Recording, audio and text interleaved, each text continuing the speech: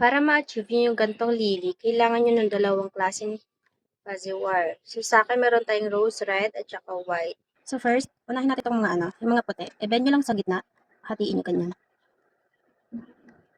So, gawin na natin yung 5. Okay, inaano na natin yung 5. Nahati na natin sa gitna. So, itabi natin. So, dito naman tayo sa isang fuzzy wire. Dito naman sa isang fuzzy wire, hahatiin mo dito sa gitna. Then, isa ka ulit nahati. Gitna ulit. I-bend mo lang. So, ayan. Lahat ng 10 na fuzzy wire na rose red, gagawin mo ganito. So, ulitin natin.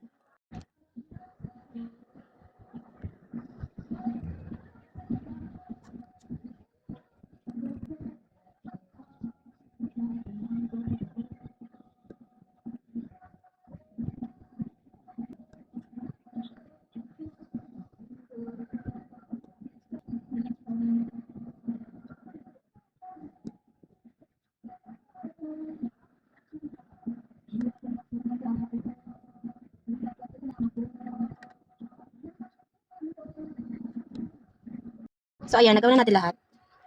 So, first, kuha ka ng isang white, tapos dalawang rose red. So, tabi natin yun dyan. So, ganito lang. Ibubuka mo siya. Ibubuka mo siya ganyan. Tapos, ipapatong mo yung isa. Ayusin natin. Ayan.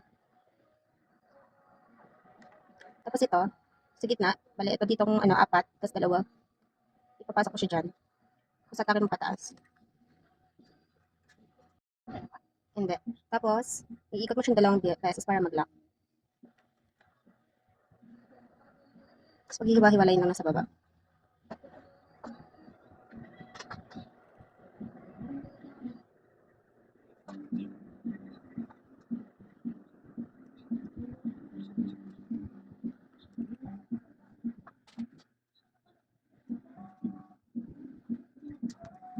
So, ayan, nakagawa na tayo ng isa. Ulitin natin. Kuha ulit ng isang fuzzy wire na white. Tapos kuha naman ng 2 rose red.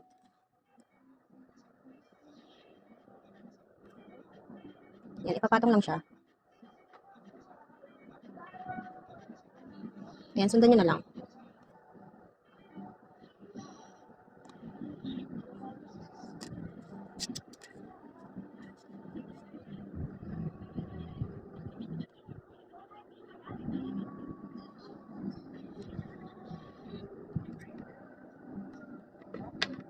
Para mas madali.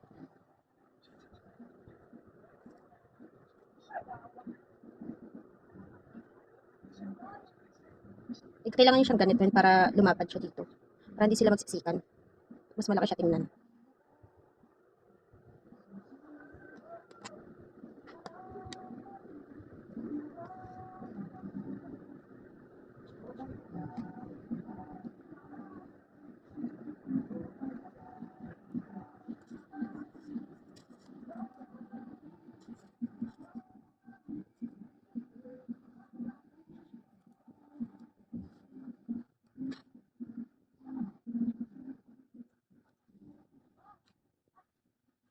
Lagyan ko sa may.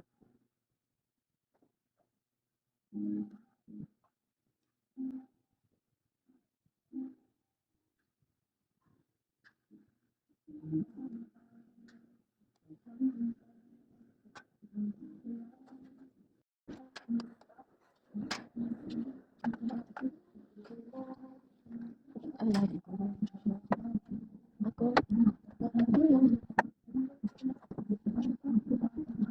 Sa'yo.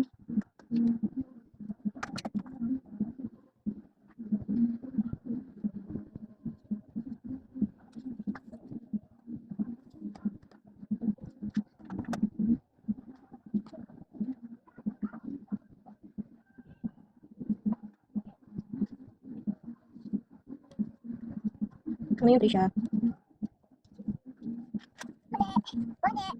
Hmm? Wait lang, lalabas na tayo. Naka-video yan eh. So, ayan. Nabuo na natin yung 5. 5 ganito. Painitin lang natin itong ating glue Tapos, magbubuo na tayo ng gato naman. Okay, ang kailangan natin is, ayan, isang fuzzy wire na white. Hatiin lang natin ito sa 3. Kasi magagamit pa natin yung 2. Pero isa lang yung gagamitin natin. Okay, paano hatiin sa 3? Ganyan. Kahit hindi na sila pantay-pantay. Basta hatiin mo lang sa 3 yung isang fuzzy wire. Tapos, So, ayan. Nahati na natin sa tatlo. Tapos, tupiin nyo lang sa gitna. Ganyan. Okay. Pag nahati na sa gitna, mag-ready ka naman ng ganito.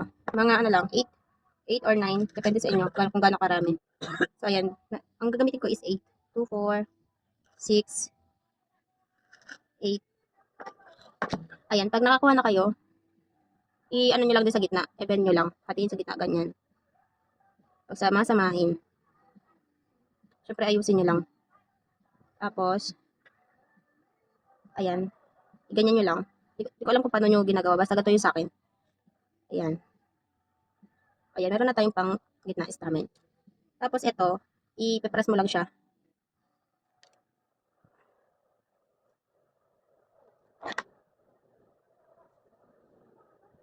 Ayan.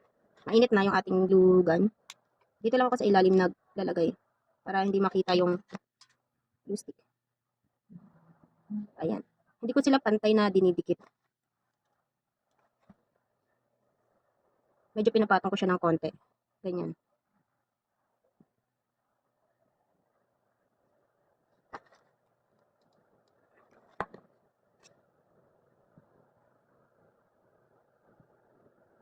Parang paaba naman ito.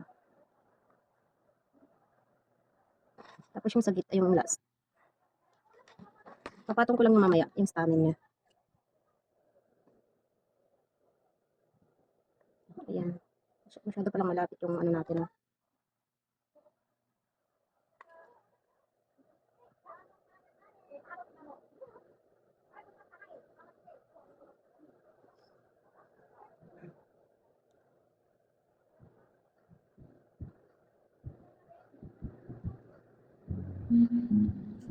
Ayan, ginaganyan-ganyan ko siya. Para magdikit pa sila lalo. Okay, tapos lagay tayo ng glue stick dito. Sa gitna. Tapos, ilagay na natin to. Igiganyan mo lang siya. O, diba? Ayusin mo lang. Alis-alisin natin yung mga himulmol or yung sa glue stick. Ayan na siya. Okay, tapos, lagyan natin siya ng stick. Nagdikit na yung dalawa. Ayan. Itong isang floral wire, nahati ko kasi ito sa dalawa. Kailangan natin magtipid. Mamaya na natin hatiin. So, ganyan. Dito ko nilalagyan ng yan. Tapos ganyan. Then, pagsama-samahin.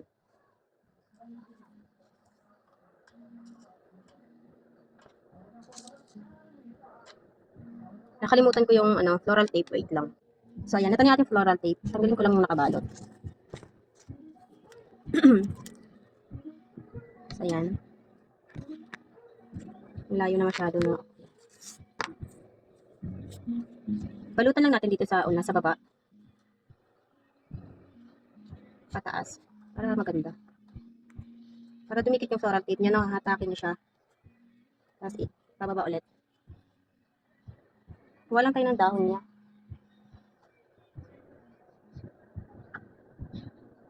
Ayan, may nakaready na ako dito na dahon.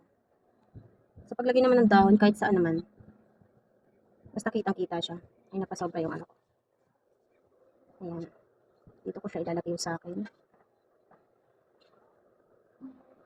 Dito sa kabila naman. Basta pantay lang silang dalawang dahon. Basta ipan natin yan. Pababa. Para talagang safe yung dahon natin. Ayan. Ayan na, meron na tayong lily.